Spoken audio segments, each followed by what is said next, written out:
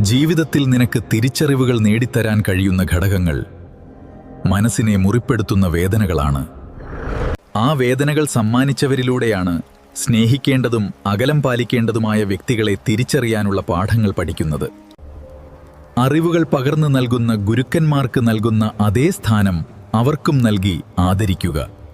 എന്നാൽ അറിവുകൾ പകർന്നു നൽകിയ ഗുരുക്കന്മാരെയും അവരുടെ ശിക്ഷണത്തിലൂടെ നീ അനുഭവിച്ച വേദനകളെയും കണ്ണീരിനെയും മറന്നതുപോലെ ജീവിതപാഠങ്ങൾ പകർന്നു നൽകിയ വ്യക്തികളെയും അവർ കാരണം നീ അനുഭവിച്ച വേദനകളെയും ഒഴുക്കിയ കണ്ണീരിനെയും മറക്കാതിരിക്കുക.